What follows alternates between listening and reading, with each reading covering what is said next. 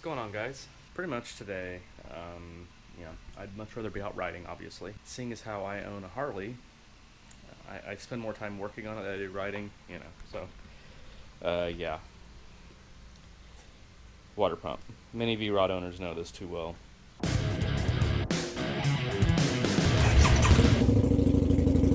It's leaking all over the place, right? I mean, you can see it's making an absolute mess. This is from, like, the last time I rode for, like, a half hour to go run an errand. Yeah, I came back to this. So it's the water pump shot. There's a weep hole right there, and that's typically where it will leak from if the bearing goes bad, whatever, in the water pump. It's common water pump design to have a weep hole. So today, going to be replacing the front gasket, back gasket, and then obviously the water pump itself. So then this is the weep hole on the bearing side inside of it. So like, if obviously there's coolant here, there's coolant on this side, on the impeller side, so that weep hole basically lets you know that, well, it's bad. And then of course it starts coming out the housing side over there. So yeah, that's gonna be my mission today. I think what I have to do is take this side of the radiator shroud off, and then I can get to the petcock, which is behind here, to drain the coolant. Then I can take off, once coolant's out, I'll be able to take this thing off. This is just a cover for this hose. And I can get this hose off and then take these bolts out, and then take the cover for the water pump off, which I keep, obviously. And then there's a gasket behind it, and then this is this section here is the actual water pump, like I just showed you, over there on the bench. And there's a gasket behind that. It's just one thing after another. Like literally last weekend, I just fixed the brakes. I posted the video last weekend, but I fixed it middle of last week. So yeah, 'cause today is currently Saturday. So it's freaking never ends, man. I had the brakes blow out in the parking lot, and then now this is completely shot. I had plans to go ride today with my cousin and help him with some lights on his bike, and that didn't happen because this thing's just borked. So anyway, I guess we're gonna get to work taking the radiator shroud off, and then pull the coolant, go from there.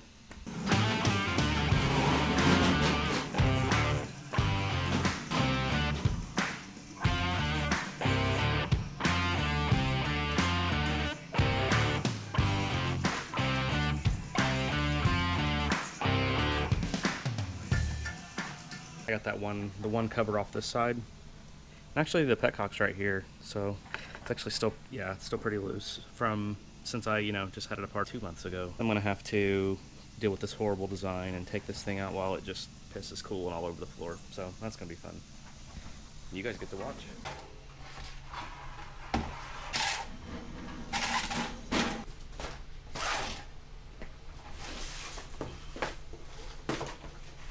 Make sure you take the cap off.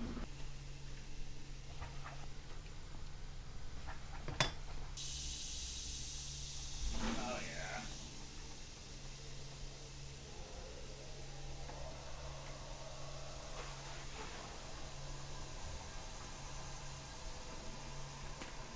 So stupid. Literally. Got me a little bit. Last time I did it, I was smart enough to hold a paper towel in front of it, but I didn't do that this time. This is gonna take a while, so I guess we'll be back. Alright, well, I sat here and, did this for a while. Waited for it to finish draining. Now that it's mostly finished draining, to where it's not going to just colossally shower me, I'm gonna go to the other side and get the hose off, start taking the pump off.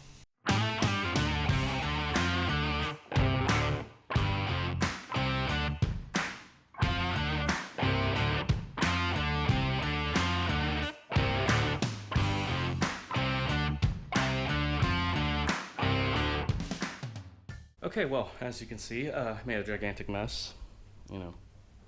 Piss coolant everywhere because I totally forgot to pull the hose off and then suck the excess coolant out before I try to pull it apart. So naturally, it just went all over the place, but that's fine. So as you can see, I got the old one off. The housing covers over there, and so here's the old one. You could see, when I spin this one, it's just freaking both directions. You could tell it's just got almost like flat spots on the bearings, and this one here just glides. it's just super easy to spin. This one takes a lot more effort to turn. So yeah, this pump's definitely bad. So it wasn't just a gasket issue or whatever, kind of like what I was thinking. I mean, because I don't really see any spots on the surfaces where it would have been like leaking. So for sure was coming out of the weep hole. Naturally, I would be the guy to have an engine built by Fitzgerald Motorsports and not tell him just to go ahead and put a $200 and some water pump on it while he was at it. So that's what I should have done. Yeah, that's like where the weep hole sits at right here, and it was just like spitting coolant into here, and and it was just coming out right here. I'm gonna clean all these mating surfaces because it's just covered in crap, and I don't want it to leak again. So, and actually, while this thing's off, I might try to kind of wipe down some of this mess that's here, since it's easier to get to without the housing being in the way. Ah, man, this thing's a mess. Yeah, you can see it was just spitting coolant all over. The sides where the weep hole is, down there you can see it just spitting coolant all over the freaking place. So, yeah. Surfaces look pretty good. I don't see any spots where it would have been leaking, which makes sense because it had new gaskets put in it, I think. So I went ahead and just bought brand new gaskets to go ahead and put on it because they're cheap. They don't cost anything. The water pump is the expensive part that costs an absolute fortune. So, yeah, it's like $220 or something like that. I'm at the point now where I have pretty much cleaned the majority of the crap off of the mating surface for that. Getting ready to put this back on, and I wanted to double check, well, the manual first of all for torque specs, but also to see how this rear gasket gets installed, because it looks like you could flip it either direction, and it's got one side of the gasket here that's raised. So basically it goes, kind of like this against the engine block, and then this one, it's got this little area kind of raised to fit around the impeller. So that's the front one's self-explanatory. Rear one I had a question on, so I went here to the manual to look it up, and it says install new gasket number 7 with part numbers facing away from the engine block, which is kind of what I thought, that we wanted this raised surface where it was stamped to be like on the outside for this to press against.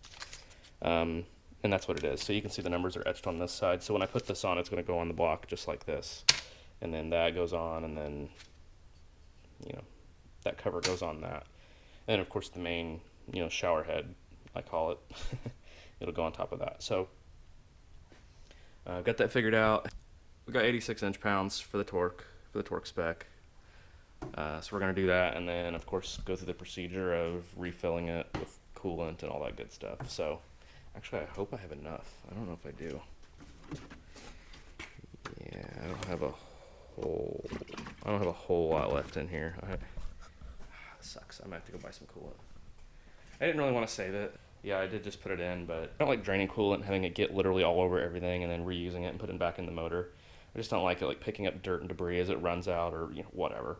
And of course, the freaking pans never stay clean in my garage. They're always dusty and dirty. So it was either I sacrifice a can or two of brake clean to clean that, or just get more coolant, which I need anyway. So yeah, we're just gonna use more coolant. You can do whatever you want. So.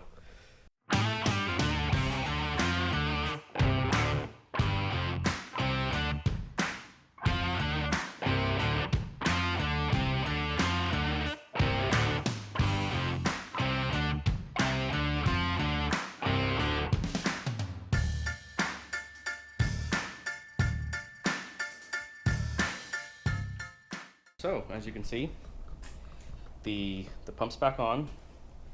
Take a little seat here.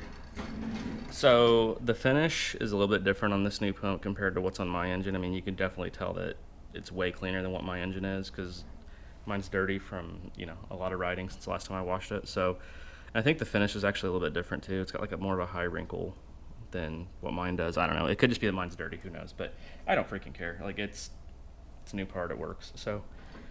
It's on there, but torquing down this one and this one was kind of a pain with the exhaust being in the way, so I could roughly feel where it's supposed to be based on like the torque wrench and how far down the torque wrench you are. You can, I don't know, you work on stuff long enough, you get to where you can kind of feel it. It's not totally precise, but I mean, come on, it's not that big of a deal for this. So If it's a little bit tighter, then okay, it's fine. So, and then I filled it with a little bit of coolant, as you probably saw, and of course I can't stop to not make a mess everywhere, but you have to pull this little plug out right here to basically like burp the system, kind of, because this is the highest level for coolant in the system. Well, this hose here. So this is the actual fill hose here, and it's actually this one right here, and it actually goes in the radiator, then comes back up and comes into this pipe, which goes down into the water pump. Or I'm sorry, this one goes down into the thermostat housing right here, thermostat housing, which then it goes into the pump through one channel down past the impeller, and then back up here is the pressure side, I think. So pretty sure, I don't know, could be full of it. So anyway, I mean, as luck would have it, I'm not quite full enough yet. You're supposed to have coolant up to this basically, and then you put the plug in and add some in the overflow, and it's good. I don't know if you can see in there, if I shake it a little bit, it's not quite to the top, so I need to go buy a little bit more coolant, which I want to have some on hand anyway. I could totally be lazy and siphon some out of that pan, but that pan's cross-contaminated with dust and sawdust and who the hell knows what else, just because I didn't plan on saving it in the first place. So yeah, I could have probably gotten away with it, but yeah, whatever. So I'm gonna head out and pick up a gallon of coolant, and then I might finally go drop off my used oil, my break-in oil, which has been sitting here for over a month, just because I've been too lazy to do anything with it. So actually, I have break-in oil and blown engine oil all sitting there. So it's been here for a while. I've been like really lazy about it, which, you know, I wanted to ride the bike and not screw around with stuff like that. But since I've not had to make multiple trips to the auto parts store like I was then, I just haven't had a reason to go back after I got it all back together. So now I do, and I'm gonna go dump all that off and come back, fill this, and then we'll crank it up, see if we got any leaks. All right, well, as you can see, it's like 9:30 at night or something, I don't know. We just got back a while ago from, you know, running errands, getting dinner and all that. And when I did, I picked up, you know, at a good auto parts store run, got more coolant, got it filled up, and then I, you know, buttoned up the top here. I didn't really record that because that's just, you know, putting the 10 back on the top there, so it's nothing major. So I've got it filled, I've got it topped up with coolant, we got the new pump on. So come back out here tomorrow morning and we'll fire it up, let it get up to full operating temperature, and take it for a test ride. Okay, well, it's the next day, obviously. Took the night rod out, test rode it a little bit, seems to be in good working order. I don't see any more leaks or anything like that. I mean, there's still a lot of crap, a lot of coolant, you know, residue on like everything, just because I need to actually wash it. But yeah, seems like it's working pretty well. So I'm going to check the overflow and make sure it's got enough coolant in it, but other than that, I think it should be good to go. So guess I can spin it up here.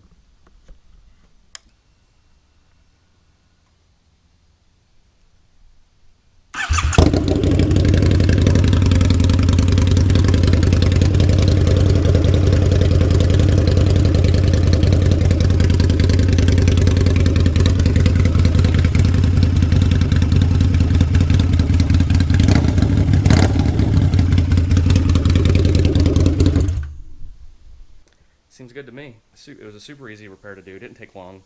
I just mostly screwed around, you know, while I was in between doing house stuff and running errands and all that general stuff. So, again, make sure to follow me on Instagram. Keep up with what I got going on. Please like and subscribe. It really helps the channel out. Thanks for watching. I'll see you on the next one.